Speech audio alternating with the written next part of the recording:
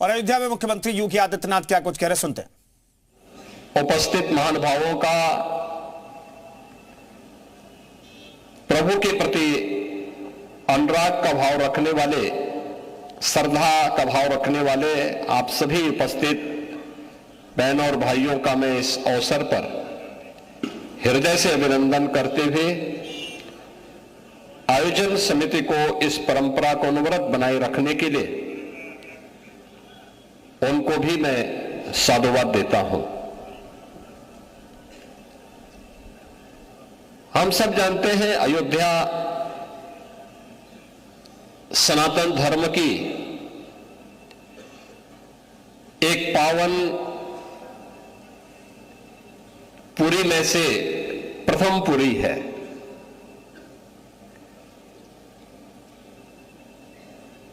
आज से नहीं, हजारों वर्षों से विश्व मानवता के कल्याण का मार्ग इस पावन धरा ने प्रशस्त किया है। जब हम अयोध्या की बात करते हैं तो अयोध्या तो दुनिया के लिए एक मार्गदर्शक है, एक ऐसी भूमि जहां कोई युद्ध करने का दुस्साहस नहीं कर सकते हो। दुनिया के अंदर वर्तमान में चल रहा जो द्वंद्व है, उस समस्या के समाधान की भूमि है अयोध्या। राग द्वेष से मुक्त,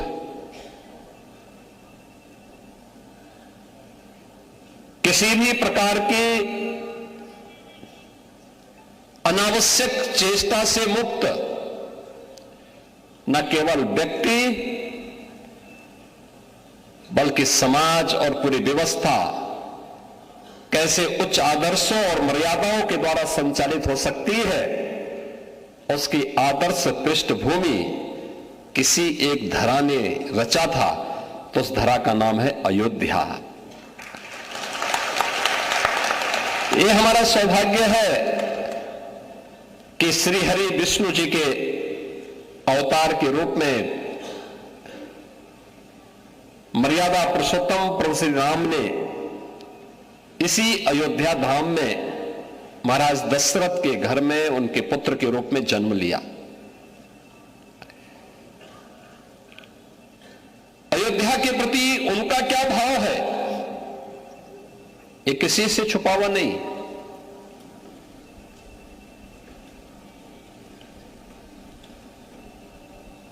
उन्होंने न केवल अयोध्यापुरी के बारे में बल्कि अयोध्या के नागरिकों के बारे में प्रभु का क्या अनुराग है, उनकी क्या कृपा है, ये उन्होंने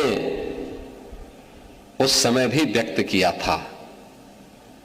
याद करिए, अयोध्या ने भले ही उनके साथ न्याय ने किया हो, लेकिन प्रभु ने कभी भी किसी के प्रति कोई ऐसा भाव नहीं रखा। अयोध्या वासियों के प्रति, सनातन धर्मावलंबियों के प्रति उनका भाव तो हर सज्जन पुरुष को, सज्जन को संरक्षण देने का रहा है। उसे उन्होंने हर प्रकार का संरक्षण दिया, और यही कारण है कि प्रभु की कृपा से आज एक बार फिर से हमारा अयोध्या धाम आध्यात्मिक रूप से, सांस्कृतिक दृष्टि से एक वैश्विक नगरी के रूप में फिर से अपनी एक नई पहचान के साथ आगे बढ़ रहा है। पूरा देश और पूरी दुनिया आज अभिभूत है अयोध्या के अंदर। याद करिए, जब इस वर्ष के प्रारंभ में जनवरी में प्रधानमंत्री श्री नरेंद्र मोदी जी के करकमलों से 500 वर्षों के एक लंबे अंतराल के बाद प्रभु का फिर से राम मंदिर में विराजमान हुआ है, वे फिर से वहां पर प्राण प्रतिष्ठित हुए हैं। आयोजन अयोध्या में था, लेकिन उत्सव पूरे देश के अंदर थे। पूरी दुनिया के अंदर थे। हर सनातन धर्मावलंबी 22 जनवरी 2024 को हर सनातन धर्मावलंबी गौरव की अनुभूति कर रहा था, प्रफुल्लित था, आनंद की अनुभूति कर रहा था, भाव विभोर था। इस बात के लिए भाव विभोर था कि हमारे पूर्वज जिस कार्य को अपने भौतिक चक्षु से नहीं अनुभव कर पाए, देख पाए, वह हम लोग आज देख रहे हैं, प्रत्यक्ष भी और परोक्ष रूप से भी। दृश्य श्रव्य माध्यमों से उन्होंने उस दृश्य को अपनी आंखों के सामने देखा, सुना और उससे आनंद विभोर होकर के उस कार्यक्रम के साथ जुड़े थे। श्री राम के प्रति हमारा क्या भाव है, भारत का क्या भाव है, इसका एक अनुभव करना हो तो गांव गांव में संत तुलसीदास जी के द्वारा प्रारंभ किए गए रामलीलाओं का आयोजन और रामलीलाओं के आयोजन के माध्यम से उसकी लोकप्रियता इसका एक उदाहरण है। अगर आपको प्रभु राम के प्रति सनातन धर्मावलंबियों के मन में क्या भाव है, इसका अनुभव करना है तो 1990 के दशक के दौरान जब दूरदर्शन ने रामायण सीरियल प्रस्तुत किया था, क्या दृश्य होता था। कौन ऐसा भारतीय था,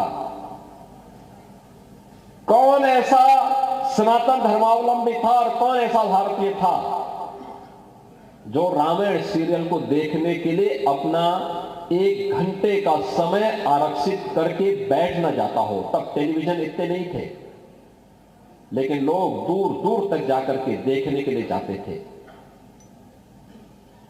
ये प्रभु राम के प्रति भारत की सनातन श्रद्धा का प्रतीक है और इसीलिए तो हम कहते हैं, बार बार कहते हैं कि भारत की परंपरा तो उस परंपरा को मानती है कि जाकी प्रिय न राम वैदेही तजिए ताहि कोटि वैरी सम यद्यपि परम स्नेही। जिससे मन में भगवान राम के प्रति, मां जानकी के प्रति श्रद्धा का भाव नहीं है,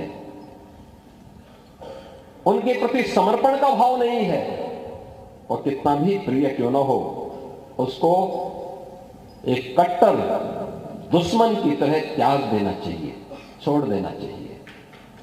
और इसीलिए तो 1990 के दशक में राम भक्तों ने नारा लगाया था। तब वेदांती जी भी बहुत जवान थे, अब तो बुजुर्ग हो चुके हैं, लगभग 100 साल के हो चुके हैं। तो अब तो उनके मुंह से बोला नहीं जाता है, देखा नहीं जाता है, लेकिन पहले उस समय जब जवान थे नारा ये लगाते थे कि जो राम का नहीं हमारे किसी काम का नहीं।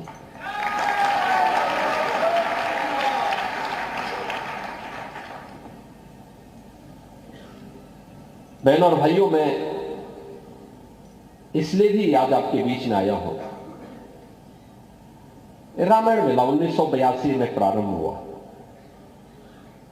इससे पहले डॉक्टर राम मनोहर लोहिया जी ने देश के भी अलग अलग भागों में कुछ रामायण मेले प्रारंभ कराए थे, आयोजन प्रारंभ किए थे, रामायण उत्सव के कार्यक्रम प्रारंभ कराए थे।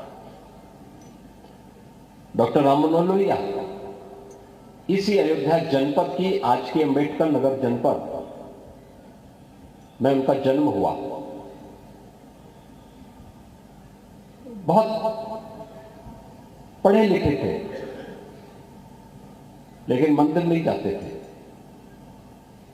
प्रवृत्ति से सोशलिस्ट थे, समाजवादी चिंतक थे। उन्होंने कहा था, जब उनसे एक बार पूछा गया कि इतनी विषमता के बावजूद उत्तर से दक्षिण, पूरब से पश्चिम, रंग रूप, भेष भाषा, खान पान, रहन सहन सब कुछ अलग अलग होते हुए भी भारत एक कैसे है। तो डॉक्टर राम मनोहर लोहिया ने उस पत्रकार को बहुत गौर से देखा और कहा, एक ही बात कही। उन्होंने कहा, याद रखना, मैं मंदिर नहीं जाता, लेकिन मेरा यह दृढ़ विश्वास है,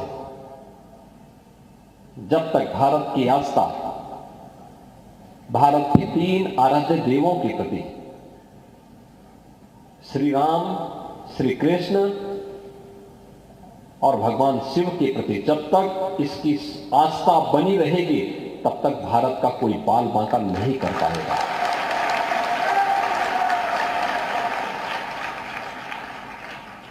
तब तक भारत भारत बना रहेगा। भारत की एकता और अखंडता को तब तक कोई चुनौती नहीं दे पाएगा। और यही कारण है, उत्तर से लेकर दक्षिण, आज जो भारत हम देख रहे हैं, आर्यावर्त को भारत के रूप में बदलने का श्रेय अगर किसी को जाता है, हिमालय और विंध्याचल के बीच के भूभाग को सुदूर दक्षिण तक पहुंचाने का श्रेय अगर किसी को जाता है, अयोध्या के इसी तपस्वी और यशस्वी राजकुमार जो स्वयं श्री हरि विष्णु के अवतार के रूप में इस अयोध्या धाम में जन्मे थे, प्रभु राम को जाता है। प्रभु राम को आर्यावर्त की सीमा सीमित थी। आर्यावर्त पुण्य भूमि, मध्य बिंदु हिमालय और विंध्याचल के बीच का भूभाग, लेकिन इसकी विस्तृत सीमा को हजारों वर्ष पहले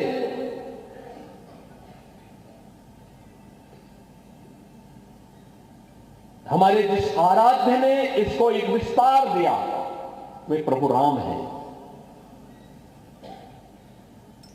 पूरब को पश्चिम से जोड़ने का काम भगवान श्री कृष्ण द्वारिका में निवास कर रहे थे। उन्होंने पहले मथुरा को कंस के आतंक से मुक्त करके, फिर मथुरा में शांति बनी रहे, इसके लिए द्वारिका धाम में चले गए, द्वारिका धाम में रहे। लेकिन रुक्मणी को लेके आए वो सुदूर पूर्वोत्तर के राज्य से, पूरब और पश्चिम को जोड़ने का काम प्रभु श्री कृष्ण ने, लीलाधारी श्री कृष्ण ने किया।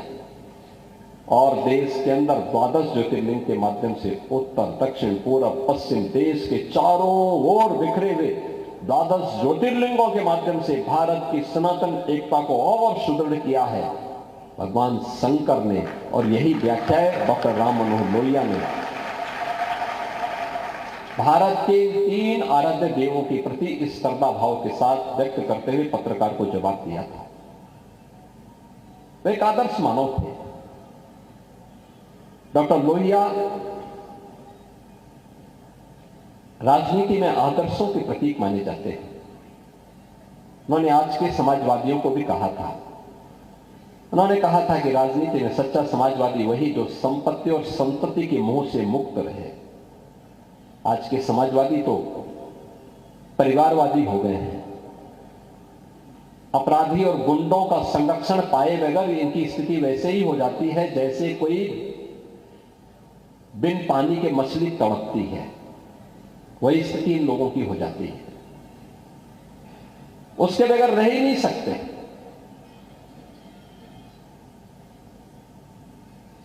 लोहिया के नाम पर राजनीति करेंगे, लेकिन लोहिया के एक भी आदर्श को अपने जीवन में अंगीकार नहीं करेंगे। और मैं आप सबसे कहना चाहूंगा, हमने प्रभु को अपना आदर्श माना है। कुछ भी प्रेरणा हम प्रभु के उन उच्च आदर्शों से ले सके तो हमारा जन्म और जीवन दोनों धन्य हो जाएगा। व्यक्तिगत जीवन में जो उच्च मूल्य और आदर्श होने चाहिए, व्यक्ति के प्रति, समाज के प्रति, अपने परिवार के प्रति, समाज के प्रति, पूरे देश के प्रति वह किस प्रकार का होना चाहिए। याद करिए, प्रभु राम जन्म यहां पर लिए, महाराज दशरथ बोल रहे हैं कि हे राम, मैंने भले ही मेरे सामने केकई ने 2 वचन लिए हो, लेकिन तुम इसको मानो मत। तुम अयोध्या में रह करके यहां की राजगद्दी पर अपना कब्जा करो, उसको स्थापित हो, वहां पे स्थापित हो जाओ। उन्होंने कहा नहीं, मुझे अयोध्या की गद्दी मिल जाएगी, मैं ये भी जानता हूं मेरे भाई कुछ नहीं बोलेंगे, सब मेरे साथ खड़े होंगे, लेकिन लोगों के सामने क्या, आने वाली पीढ़ी के सामने कौन सा आदर्श होगा, यह उन्होंने उस समय कहा।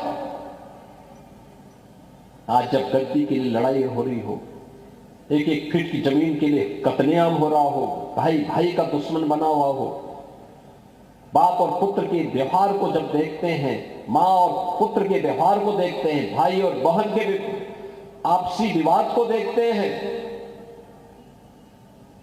रामायण के आदर्श कहां गए? सामाजिक स्थिति के बारे में जातीय संगठन किस प्रकार की सामाजिक व्यवस्था को तार तार कर रहे हैं। भगवान राम और निषाद राज की मैत्री कहां गई? वो मैत्री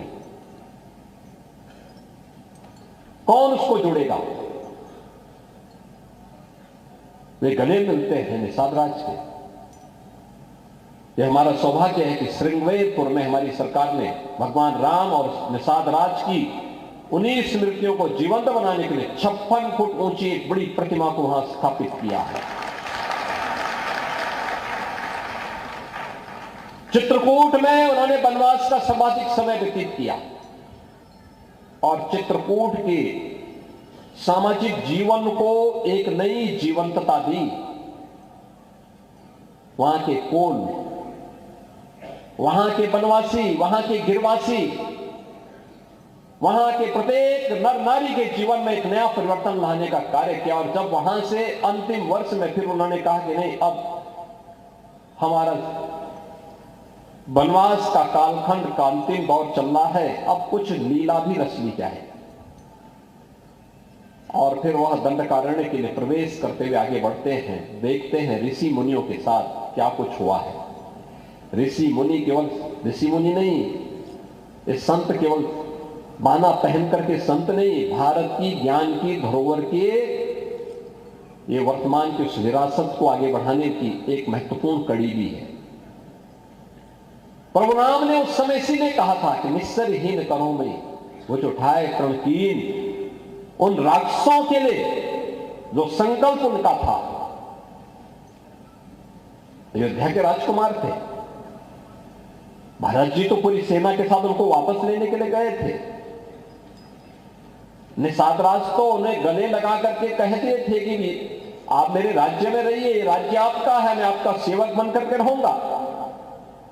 लेकिन नहीं, पिता को दिए गए संकल्प को मुझे चरितार्थ करना है, लेकिन इस कालखंड को भ्रमण में व्यतीत नहीं करना है, बल्कि कुछ ठोस करके दिखाना है। आने वाली पीढ़ी के लिए कुछ आदर्श प्रस्तुत करने हैं।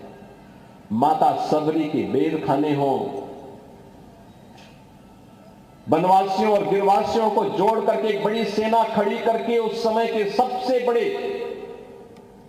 आतंक और राक्षसी प्रवृत्ति के प्रतीक रावण का अंत करना हो, रामेश्वरम में ज्योतिर्लिंग की स्थापना करनी हो या सेतु बंध के निर्माण का कार्य, ये सब आज भी हमारे सामने है।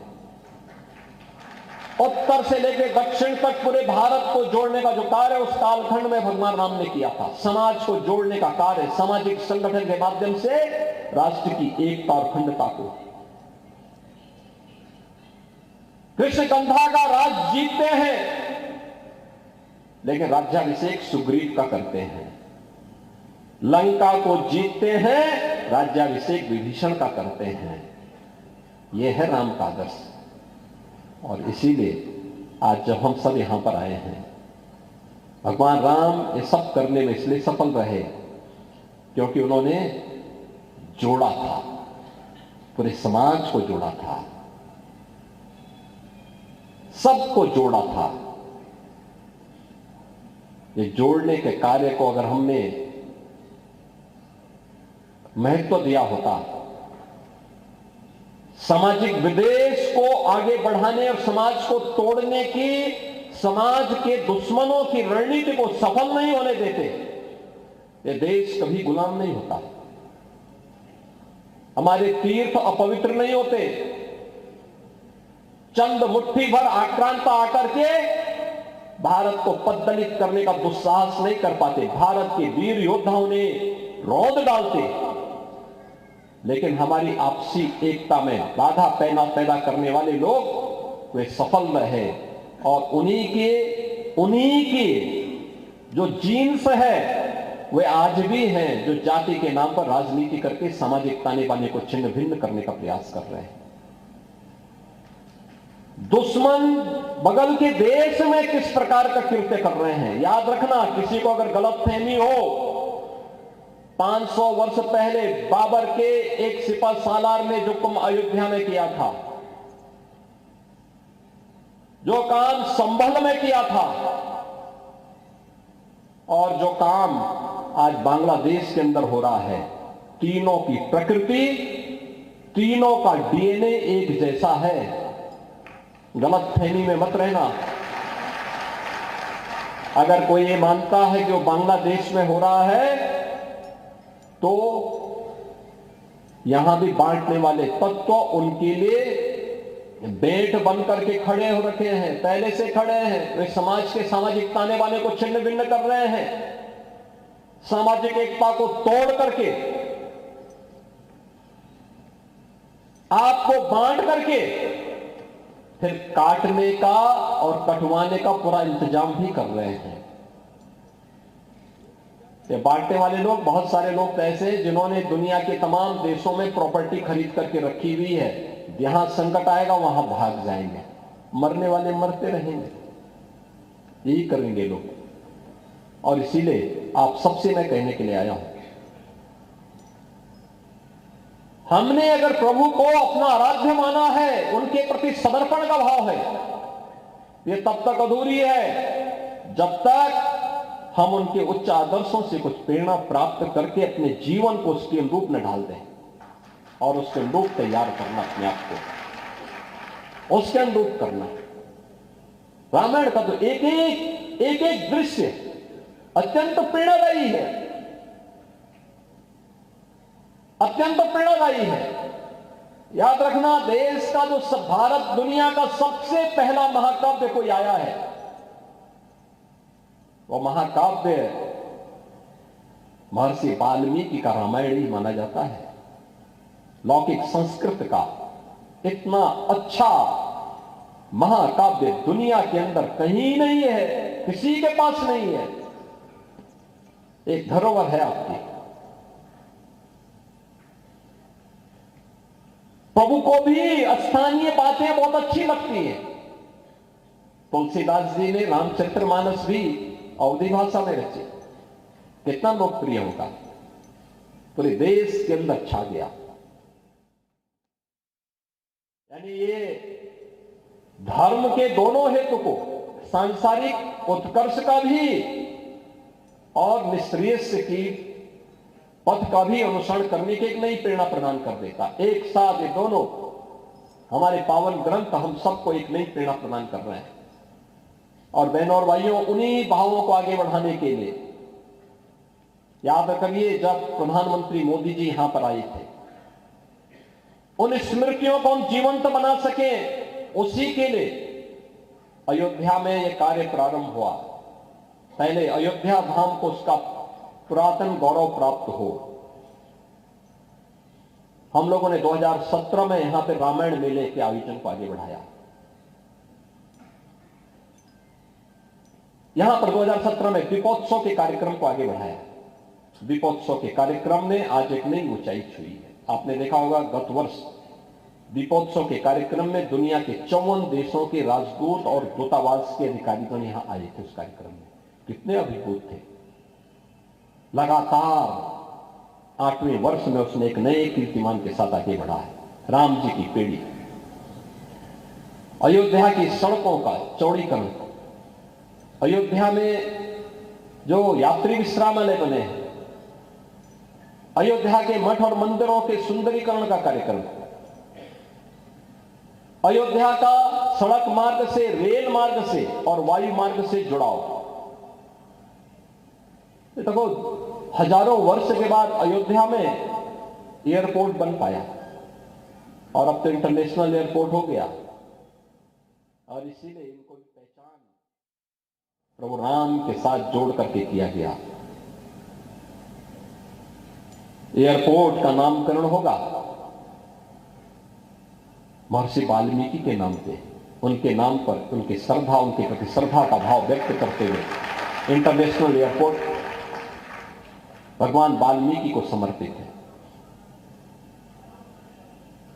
यहां के भोजनालय माता सबरी, जिन्होंने भगवान राम के संकट के समय वन बेर, जूठे बेर ही उन्हें प्रस्तुत कर दिए।